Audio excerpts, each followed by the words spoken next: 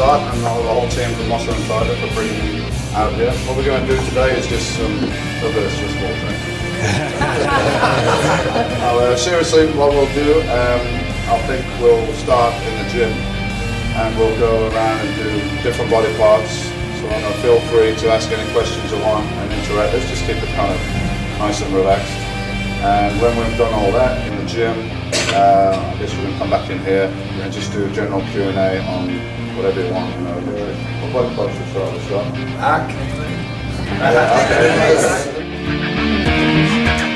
Alright, so we're going to start with the back. It's probably the hardest body part to train. First of all, because it's not visible. You can't really see it. And it's limited by the arms. You have to attach everything to the arms.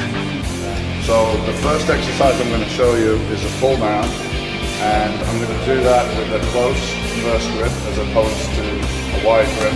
Lats start here on the armpit, go right down here. So people say, oh, you do a wide grip, it gives you more stretch. Well, it doesn't, because if your arms are close in, then the 2 points are further apart. So you're getting more stretch, more range of motion with a medium to close grip. The weakest part of the movement is the positive, right? The static is stronger, and then the negative stronger still. So to get the most out of it, do the positive and hold static for just half a second, just hold the weight. And then the negative, do it like half the pace of the positive. The reason is, if you do it at the same pace, by the time you fail here on the positive, you can't do any more, you failed, there's still a lot left in the tank on the negative. Slow. That's not slow, that's fast, you're dropping away. The reason you're doing that is because you're used to doing that. It's a habit, right? So squeeze and slow, let it drag on the way up. You've really got to get in touch with the muscle, feel the contraction. When you want to target the lats, your arms should be near to your side. So doing pull downs like that. I'm going to do rows like this. And another thing I do that's a little bit different is I have my body more upright. So it's not parallel to the floor, it's more upright, like 70 degrees or something. That's going to put the lats in a stronger canopy position, and also it's going to really protect your lower back. So we're going to lift it from the floor and pull it to about here. So it's around on my knees. In.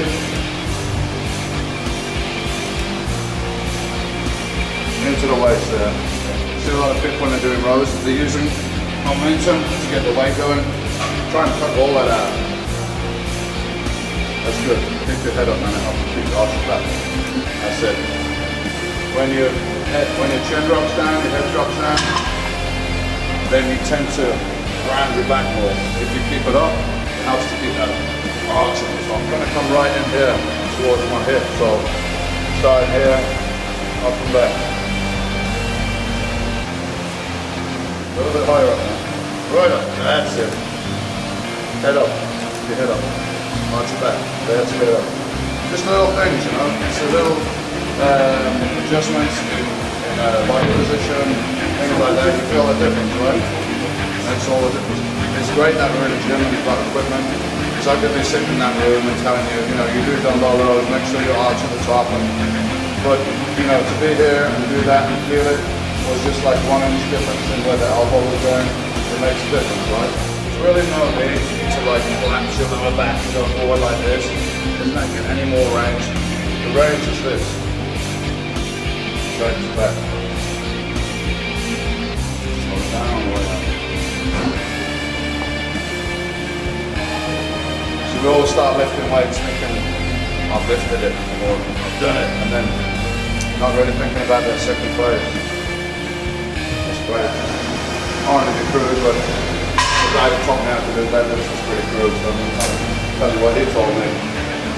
He's like, you're going to lift the weight like this, you're going to lock your bar, like there you go. Throw your hips in forward like that, throw your shoulders back. Right? Right, head up. Good. And up. Boom, that's it. Boom. That way, it's on the back all the time. It's not doing on the floor and resting. So we're working lower back, let's find a erector here, here's the lats, here's the upper back traps, rhomboids. Once you've got a certain level of muscle, it doesn't take tremendous stimulant to maintain it. It takes tremendous effort and stimulus to create any more progress, any more growth, but just to keep it there, you could do like 70% of your weights and that would keep it there. So leg extension is pretty straightforward, but up to the top, squeeze, pause at the top, control down, up, squeeze. When you're going to failure at the end, this is painful, because you're so isolated. And when you're going to failure at the end, you have a training partner just to help you up for the last couple of reps, just to get up to the top and get that contracted position. Very important to get your hips, your abs right down in the seat and keep it there, yeah? Lock it in there, hold on and keep yourself in the seat. You don't want your hip girdle to rotate at the bottom, right? So come down as far as you can with your quads, which your knee will be like that, right? If you're coming in lower, it's just going to be coming out of the seat. So when it comes down, everything's nice and controlled, all the way down, no bounce, and then power it up. Only have one exercise that you could do for your general strength and your fitness and functionality, then I would say squats. Or if you're doing any kind of sport that required power and strength and balance, I would say squats. But bodybuilding doesn't require any of those. It requires that you develop the individual muscles to their maximum capacity, and you can't do that if that muscle is not being worked to failure. Stretch, contract right up, squeeze. Okay, now slow. Stretch, right up, squeeze.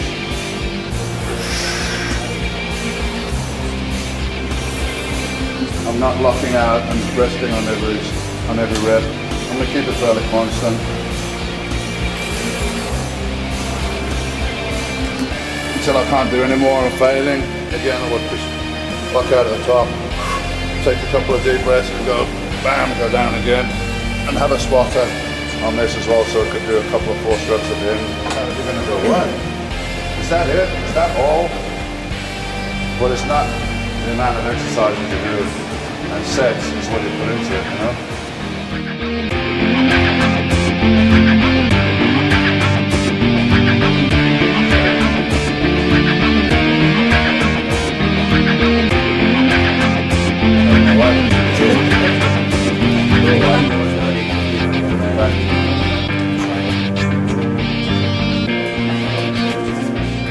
Phenomenal, amazing. It's good to know that you're inspiring people and helping them as well. I don't want them to waste their time. Great, very informative. I love it. Fantastic, it was more than I expected. It was awesome. I'm looking forward to getting back to the gym and putting this stuff into effect. Very motivational. You know, his pictures were the first up on the wall when I was getting into it, so. Man, what can I say? Unbelievable. It was awesome, excellent. I'm gonna try this for 4 weeks. And if I'm not dead, I'm gonna stick with it for a while longer. Everyone should go. I just like holding hands like this. You know why he's 6-time Mr. Olympia, that's for sure. Thanks very much, sir. Thanks for coming.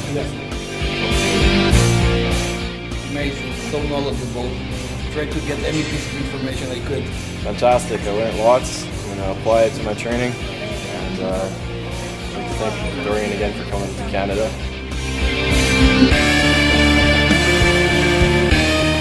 The seminar was great, being in the gym and having to use the facilities and everything was great. I think the guys got a lot out of it, so I'll be back.